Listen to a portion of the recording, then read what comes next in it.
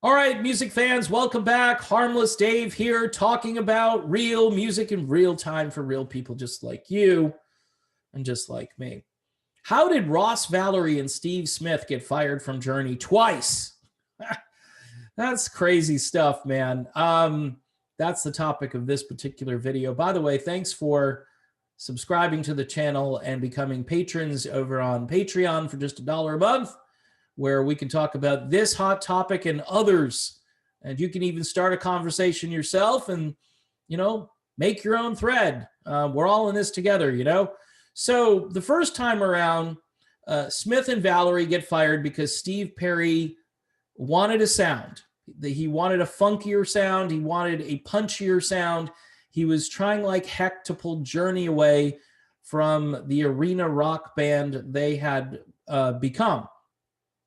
Some would even suggest that it might have been self-preservation, that Perry was tired of recording these soaring vocals where he had to beat his throat into the ground every night. And this might have been a reaction to that. It also probably had more to do with Steve Perry's love for 60s music, soul music, Motown, things like that. And bringing in the late, great Larry London, who had just this amazing, just this pocket drummer who just was constantly just in the groove. I mean, if you listen to Larry London, just a brilliant drummer. And then bringing Randy Jackson in on bass, yeah, you're going for funky at that point. There's just no way around it. And Ross Valory and Steve Smith weren't those things. Steve Smith is a very orchestral, experimental, kind of off the grid from time to time. Of course, jazz-influenced drummer. But, he could certainly play rock with the best of the drummers. It's just that he wasn't known for his funkiness, but he was known for doing things kind of his own way.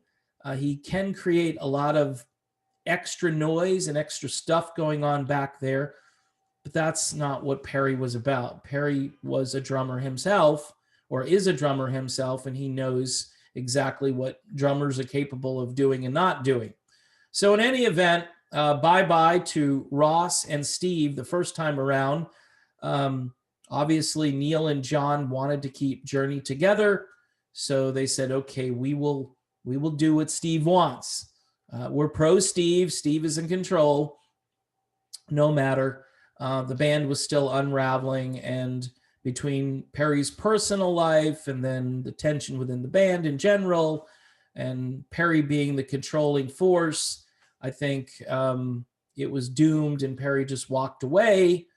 But when he came back, both Ross Valory and Steve Smith were waiting for him for Trial by Fire, which apparently was something that Neil Schon said had to happen in order for this to actually come to fruition.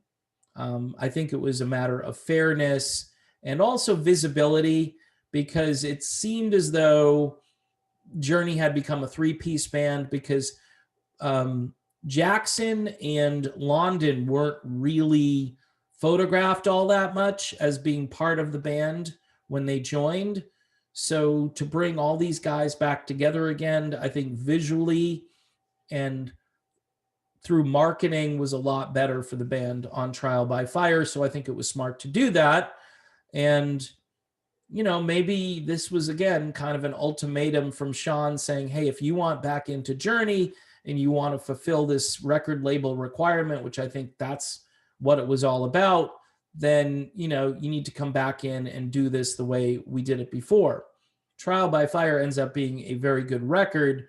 It does lose some of that torque and R&B sound that Raised on Radio had, but it was the second album in a row that didn't have a one-word title to it. So Perry was getting his way. I think Perry hated the frontiers, escape, departure, evolution. I think he hated that stuff. I think he wanted to just name an album what it was, not just pick these cosmic terms that are associated with, the Journey cherub there going off into outer space or whatever. This was all about, Perry and his vision for the music. So more recently, though, after, again, a lot of tumult and chaos, Journey fires Steve Smith, who had come back after Dean Castronova left. And it was weird how all that just came together. Dean leaves, Steve Smith comes in, Ross Valory, who had been with the band since getting reunited with the band in the 90s, hadn't left, had hung out. So everything was pretty much set for an almost Escape-like lineup, and it was, other than Steve Perry. Of course, Arnel Pineda is your vocalist. But more recently, these guys have wanted out. I think both Smith, who I've heard was just kind of mailing it in, like he wasn't really all that enthusiastic about being in Journey toward the end. And I think he just wanted to cash his chips out and make the most he could off of that. And I think Ross Valory was in that boat as well. I think Ross, I haven't seen Ross joining any other bands, like, hey, Ross, want to join this band? I think Ross wanted to take his earnings and live happily ever after.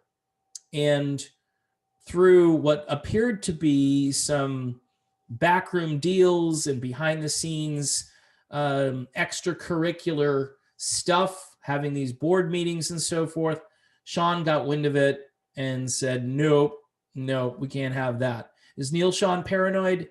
Yes. Does he have a right to be paranoid?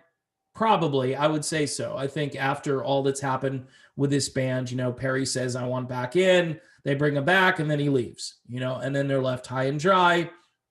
And that's happened twice. So to keep the franchise going, you have to deal with the franchisee. And in this case, it's Neil Sean and to some extent, Jonathan Cain. And these guys were like, hey, we've been fighting for the last 2 or 3 years about politics, about, whose wife is more interesting, because that's what it boils down to. And now they've come back together and they're fighting the battle to keep the brand going, to have another chapter. I mean, to have this new rhythm section. A lot of fans are like, they're very anxious to hear what this new music will sound like. And so these guys tried to make a couple of moves, and Journey said, nope, we've got this contract. You can't violate the contract. They ended up settling this out of court, which I thought was a good solution, because I don't think you want to go to court on this. I think these guys basically extorted, and I'll use that word, I don't know if it's correct, but they extorted enough money, financial benefits here to hopefully walk into the sunset and live happily ever after. I know Steve Smith is still probably going to be out there performing with all his jazzy buddies, whereas I think Ross Valory is going to hang out by the pool, play golf, eat really good food, and enjoy his life. But the reason they got fired was because they were basically trying to upset the apple cart from the political end of things and try to infiltrate the board and convince the board of directors, however you want to categorize it. I mean, these bands, you would think it's like the members of the band, but everything now goes through legal. It's a process. It's agonizing. These people don't see each other very often. So that whole thing that we grew up with, thinking that, hey, these guys are brothers, no, not anymore. They're not. They're just business associates. And from a business perspective, this maneuver was not going to stand. And now I think that gives Neil Sean and Jonathan Cain, and to some degree Arnel Pineda, some creative freedom to just go out and do what they love doing. This is a big boost for Randy Jackson, who obviously isn't, or is he on American Idol anymore? I don't think he is. But, he's got a career again with one of the world's greatest rock bands. And Narada Michael Walden, who's creative beyond imagination, producer, arranger, amazing drummer. Again, Steve Perry might be at home somewhere Well, we know he's in, was it Hanford, California? He might be thinking to himself, you know, if I wanted to go out and tour with these guys, this would be a good lineup to tour with. So in any event, getting fired from a band twice is very unusual, and it happened to both Steve Smith and Ross Valory. All right, that's my long-winded explanation. Haven't done Journey content in a while, so I figured I'd throw one out to you. If you like what you're hearing, or even if you don't, please subscribe to the channel.